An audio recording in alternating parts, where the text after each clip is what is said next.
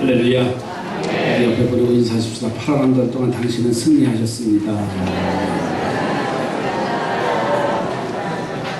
어떤 분은 8월이 참 더웠다는 분 계시고, 어떤 분은 작년만 못했다는 분도 계시고 그래요. 참 자기가 체감하기에 다 다릅니다. 그렇죠?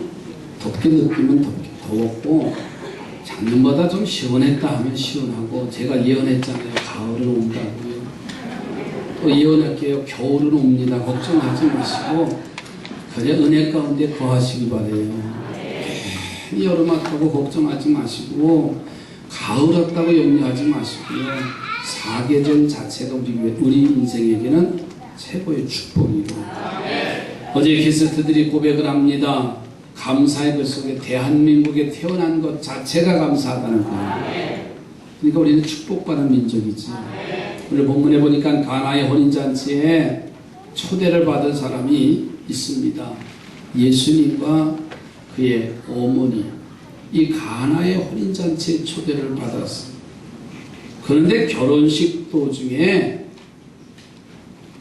결혼식에서 빠지지 말아야 할 포도주가 모자란지라 그랬어요.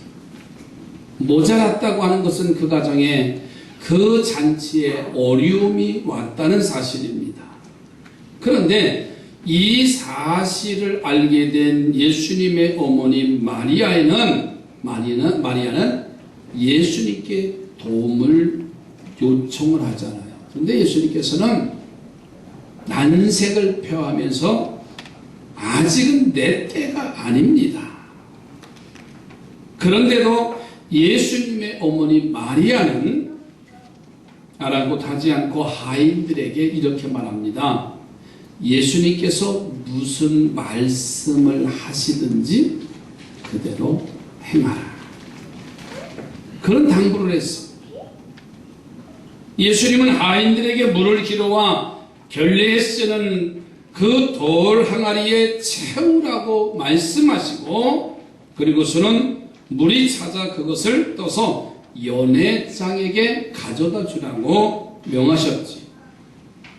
연회장은 그것을 맛보고서는 놀라서 신랑을 불러서 칭찬합니다. 그리고 그 잔치는 은혜 가운데 잔치가 마쳐졌어요. 오늘 그런데 본문에 아주 중요한 구절이 하나 있습니다.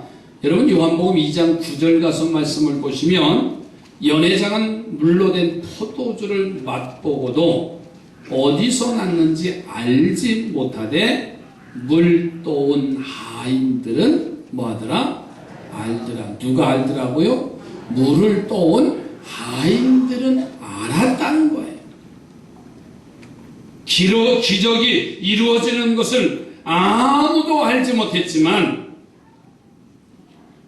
예수님의 어머니 마리아가 그 하인들에게 하신 말씀은, 예수님이 무슨 말씀을 하시든지 너희는 그대로 행하라고 했을 때, 물을 떠온 하인들은 그 기적이 어떻게 일어났는지를 안 장본인들이 자신들이 움직이며 일하는 중에 물이 변화해서 포도주가 되었기 때문에 봤습니다.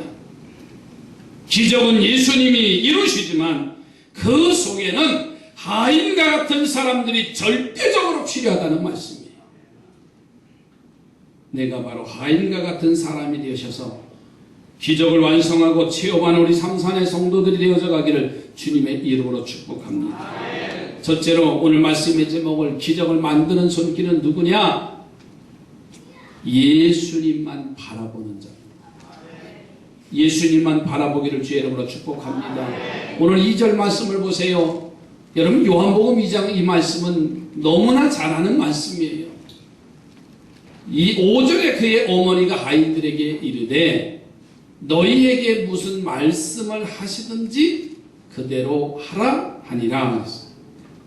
마리아는 예수님의 사양하시는 말씀을 들었어요. 어머니, 아직 내 때가 아니라고 했어요. 그러나 하인들에게는 이렇게 명령합니다. 무슨 말씀을 하시든지 그대로 하라, 이런 명령을 했어요. 자, 그러니 하인들은 예수님만 바라볼 수밖에 없는 거예요. 해주시든 안 해주시든 관계하지 아니하고 이 하인들은 지금 예수님만 바라보는 거예요. 왜냐하면 종들은요, 주인의 명령에 그대로 행할 수밖에 없어요. 집안에서 맛있게 고기를 구워 먹고 있어요. 냄새가 진동하는데 문제는 집안에서 기르는 애완견이 문제예요. 그 주인의 가족들이 고기를 구워 먹으면 그 기르는 강아지는 어떻게 하고 있어요? 안 길러보셨어요? 그 주인의 모습만 쳐다보고 있어요. 그래서 속으로 지들끼리 처먹네 그러면서 그냥 침을 질질 흘리며 막 소리를 지르고 뭐래도 주인은 뭐라고 그래? 가만히 있어. 그러면 가만히 있어요. 왜? 얻어먹으려고. 주인의 마음에 들으려고. 말 안 들었다. 의자에 뛰어올라왔다. 이건 그날부터 사형이야. 지금 그 상황이 뭐 맞는지 모르겠어. 예수님께서는 아직은 내 때가 아니라고 했고, 근데 예수님의 어머니는 하인들에게 예수님이 말씀하시는 그대로 행하라고 그랬어요. 예수님은 아닙니다. 예수님의 어머니는 저 하인들에게 행하라는 거예요. 이 하인들은요, 조용히 침묵이 흐르는 중에 누구만 바라봐야 돼요? 예수님만 바라봐야 되는 거예요. 그 예수님을 바라보니까는 그 주님을 바라보는 눈길을 인식한 예수님은 드디어 자신의 뜻을 바꾸셨어요. 내 때가 아니라고 하셨던 예수님이 하인들이 지금 예수님이 무슨 말씀을 하시는지 예수님만 바라보고 있는 거예요. 예수님이 아니라고 하신 분이 그 마음이 바뀌어진 줄로 믿습니다. 그래서 하인들에게 물을 또 오라고 명령을 해요. 사랑하는 성도들이요, 우리가 주님만 바라보면 예수님은 하실 생각이 없으시다가도 뜻을 바꾸어서 우리의 삶을 바꿔주시는 기적을 이루시는 분이에요. 그리고 우리 모두가 하인들처럼 예수님만 바라보기를 주님의 이름으로 축복합니다. 내 삶에 모자람이 왔을 때, 그리고 내 삶에 어려운 환난이 왔을 때 예수님 바라보기가 쉽지 않아요. 그 환난이 오고 모자람이 왔을 때 우리는 사람을 바라보게 되고 권세 있는 자들을 바라보게 되고 인간의 방법을 바라보는 것은 당연해요. 몸이 아프면 교회 와서 예수님 바라봐야지. 우리 유승리가 앞으로 유목사님이 돼요. 아프면 어디 오는 줄 아세요? 엄마에게, 할머니에게, 아빠하고 할아버지한테는 안 그러는 것 같아요. 여자의 영향이 상당히 커요. 열이 나고 그러면 어디 가자고요? 교회 오자고 그래요. 엄마 맞지? 예. 할아버지도 아시죠? 예.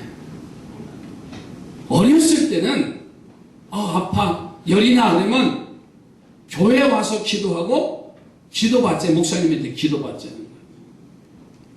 그런데 우리는 아프다는 핑계로 가장 먼저 달려올 교회는 빠지기 실수. 계속해요. 지난주에 안 보이시대요. 목사님 아파서요. 아프면 어디 와야 돼요? 근데 왜 이렇게 핑계가 많아? 아파서 누워있었다는 거예요. 피곤해서 누워있었다는 거예요. 일거리가 많아서 누웠다는 거예요. 마음이 상하고 괴로우면 주님 전에 와서 뭐 해야 돼요? 알긴 우리 잘 알아요.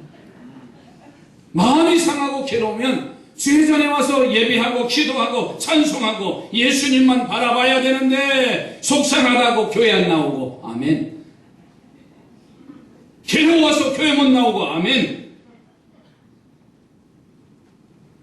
그런 답답한 말을 할 때는 참 얼마나 답답한지. 옆에 사람 보세요. 그 사람이 그 사람이 아닌가. 그렇죠? 몸이 아프면 하나님의 성전에 와서, 나의 문제가 있으면 하나님의 성전에 와서 기도하고 찬송해야 되는데 여러 가지 핑계가 많아.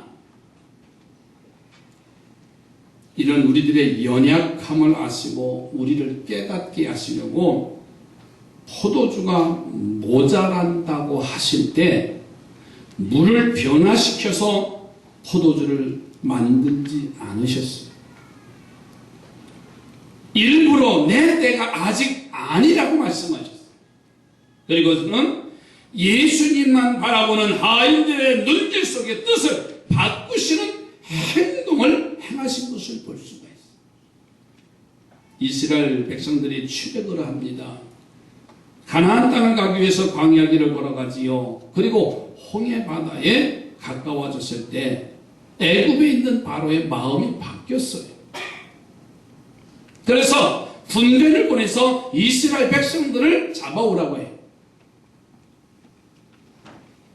모세를 따라가던 이스라엘 백성들은 앞에는 홍해 바다가 가로놓여 있고 뒤에는 바로가 보낸 기마병들로 군사들로 인하여서 앞으로 가지도 못하고 뒤로 물러서지도 못하고 가장 어려움에 처했어요. 어려움에 처하다 보니까 이스라엘 백성들은 원망하기 시작합니다. 힘들고 괴로우니까는 지도자를 원망하기 시작해. 그런데 모세가 이렇게 명령합니다. 출애굽기 14장 3절 말씀에 이렇게 말씀해요. 모세가 백성에게 이르되 너희는 두려워하지 말고 가만히 서서 여호와께서 오늘 너희를 위하여 행하시는 구원을 보라. 이 명령의 뜻이 뭔지 아세요? 무슨 행동을 하고 무슨 일을 하라는 것이 아니라 가만히 서서 하나님만 바라보라는 거예요. 그러면 하나님이 홍해 바다를 갈라주신다는 거예요. 오늘 우리는 너무나 분주하게 살아요. 분주하게 살다 보니까는 그 문제 속에 답을 얻지 못할 때가 너무나 많아요. 그 문제를 돌아볼 수 있는, 자신을 돌아볼 수 있는 시간조차 없어. 그러다 보니까 정신이 복잡하고 삶이 복잡하고 엉클어지고 이 문제 해결하려면 저기서 터지고 저 문제 해결하니까 여기서 터지고 감당할 수가 없는 거예요. 그럴 때는요, 다 내려놓고 하나님이 하시고자 하시는 것만 바라보면 돼. 그게 예수님 바라보는 겁니다. 그래서 애굽의 군대를 막아주시잖아요. 기적을 이루어주신 것이잖아요. 결국은 이스라엘 백성들이 가만히 서서 하나님의 구원을 기다릴 때 앞서가던 구름 기둥이 뒤로 옮겨져서 애굽 군대의 시야를 가리고 그로 인해서 그들이 머뭇거릴 때 동풍을 불게 하셔서 엄청난 홍해 바다를 갈라주시고 이스라엘 백성들이 홍해 바다 밑으로 육지같이 건너갔다 그렇게 말씀하셨어요. 여러분, 물이 변하여 포도주가 되는 기적이나 홍해 바다가 갈라지는 기적이나 그 기적 앞에는 하나님만 바라보고 예수님만 바라보는 행동만이 필요하다는 진리를 말씀하고 있습니다. 이제 이 진리를 깨달으시기 바랍니다. 여러분, 혼란이 올 때마다, 삶이 포도주가 모자랄 때마다, 홍해 바다가 내 앞을 가로막을 때마다 오직 하나님과 예수님만 바라보는 복된 성도들이 되길 주의 이름으로 축복합니다. 옆에 분은 축복하십시오. 예수님만 바라봅시다.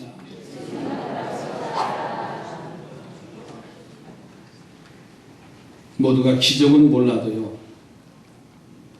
나 자신만은 하나님이 행하시는 기적을 알고 믿는 사람, 예수님이 행하시는 기적을 받고 믿는 복된 성도들이 됐으면 좋겠어요. 두 번째로는 기쁨으로 일하는 일꾼들이 되어야 기적의 손길을 볼 수가 있어요. 여러분 6절 7절 말씀을 보세요. 거기에 유대인의 정결 예식을 따라 두세 통 드는 돌 항아리 6이 놓였는지라. 예수께서 그들에게 이르시되 항아리에 물을 채우라 하신즉 아귀까지 채웠다 그랬습니다.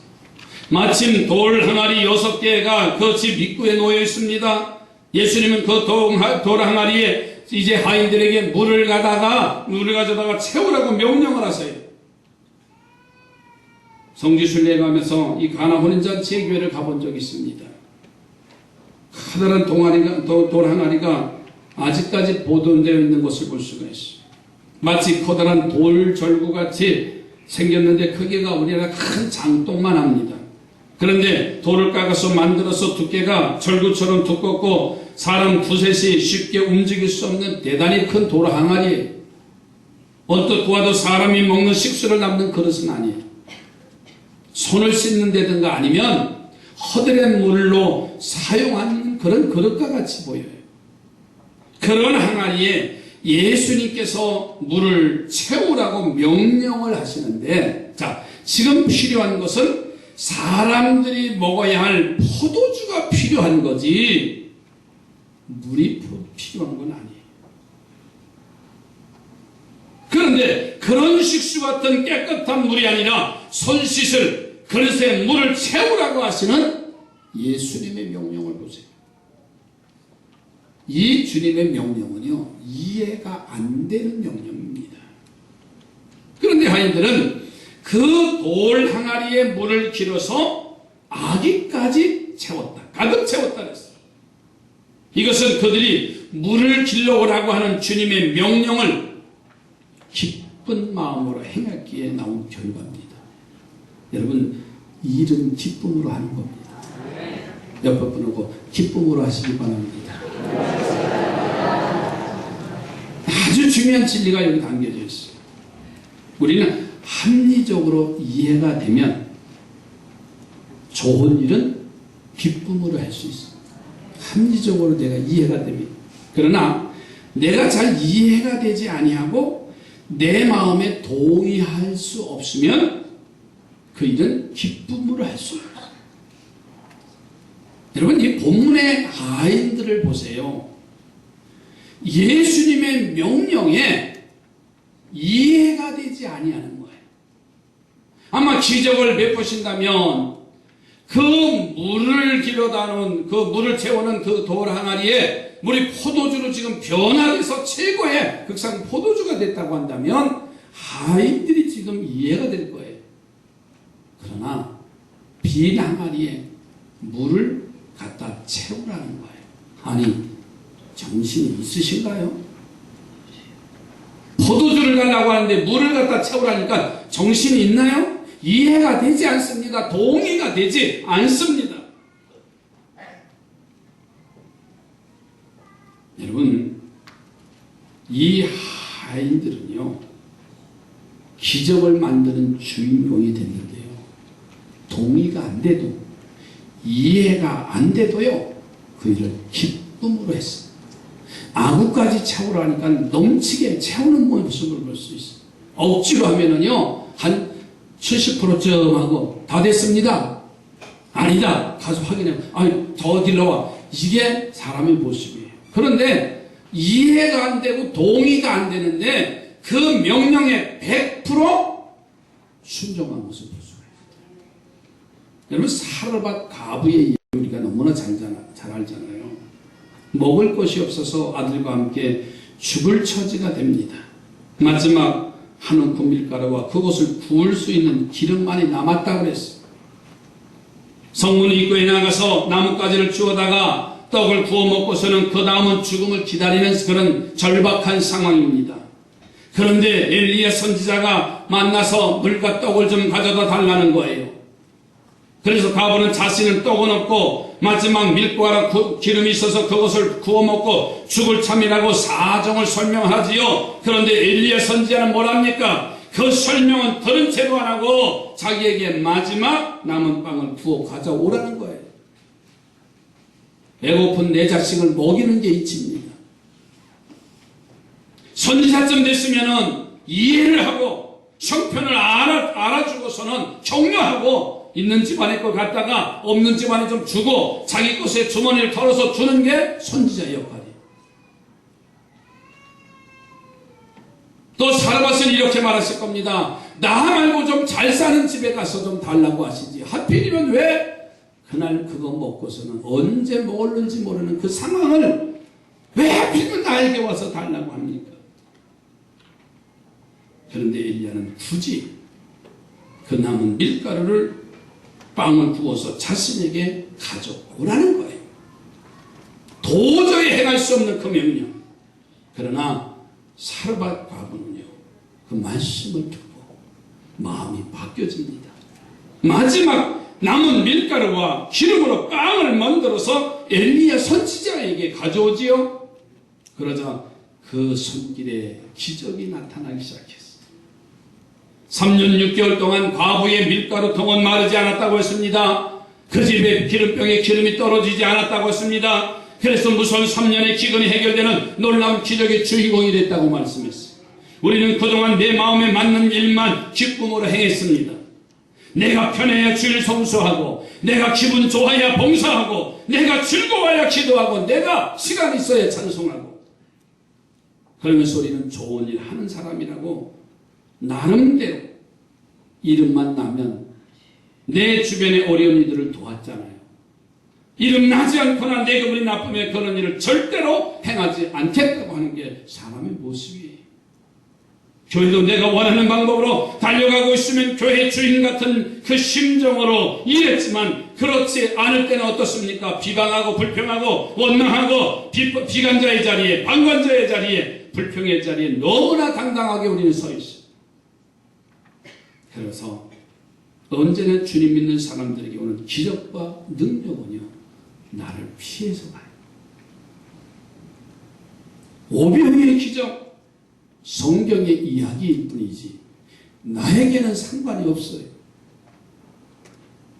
물이 변화에 포도주가 되는 가치의 변화, 그 색깔의 변화, 맛의 변화는 나의 삶에 절대로 일어날 수 없어요. 요한복음 2장에 있는 그 말씀이지 나에게는 아무런 상관이 없어요. 여러분, 내 마음에 맞는 일만 기쁨으로 행하지 마시고, 도저히 내가 이해할 수 없는 일에도 본문의 하인들처럼 기쁨으로 행할 수 있는 성도들이 되기를 주의 이름으로 축복합니다. 저는 지난 목요일날, 금요일날도 CTS 영상TV 직원 예배 가면서 그렇게 말했습니다. 여러분은 관리자가 되지 말고 참여자가 되달라고 부탁했어요. 그들은 한국 영상을, 이제 기독교의 영상을 만들어서 전 세계 영상으로 보내는 그 사역을 감당하지만 저는 강하게 말했습니다. 관리자가 되지 말아라. 참여자가 돼서 함께 성령이 하시고 기적의 주인공들로 되어지면 얼마나 좋겠어. 그들은 매일 아침 8시 15분에 예배해서 9시에 마치더라고요. 직장에서. 얼마나 힘들어요. 여러분, 기쁨으로 인하는 일꾼의 손길에 기적의 주인공이 됩니다. 옆에 분으로 기쁨으로 일하는 일꾼이 되십시다. 내 생각으로 이해가 안 돼도, 내 마음으로 동의할 수 없어도 이 하인처럼 누구만 바라보고 예수님만 바라보고 하면 여러분, 가나의 혼인잔치의 기적의 주인공이 될 수 있어요. 세 번째로는 순종하는 사람이 되어야 기적의 주인공이 됩니다. 하인들은 이 허들의 물을 길러오는 주님의 명령에 순종하는 것이 주인집에 포도주가 모자란 어려움을 해결할 수 있을 것이라고 기대하며 기쁨으로 항아리에 물을 아구까지 채웠어. 그러자 예수님께서는 그 물을 포도주에 담는 그릇에 담아 연회장에게 가져다 주라고 명령을 합니다. 자, 8절 보세요. 이제는 떠서 연회장에게 갖다 주라 했으면 갖다 주었더니 그랬어요. 지금 하인들이 자기들이 길어다 채우는 돌 항아리에 물을 퍼서 그 포도주병에다 그릇에다 넣어서 연회장에게 가져다 주는 그 순간도 포도주가 아니에요. 물입니다. 물.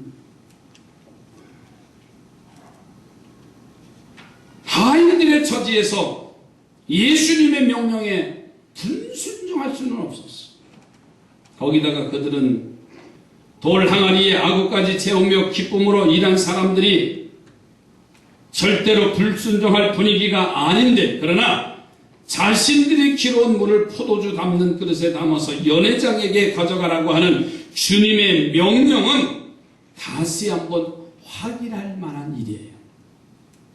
혹시 자신들이 잘못 들었대거나 주님께서 말씀을 하시는데 잘못 명령하신 게 아니냐, 아마 이런 일 때문에 그래요. 그래서 불순종할 목적이 아니라 순종할 목적이지만 다시 한번 확인할 수도 있어요. 그래서 예수님 정말이십니까? 아니면 예수님 이 물을 포도주 담는 그릇에 담아서 연회장에게 가져다 주라는 말씀이죠? 하면서 재차 확인하는 거예요.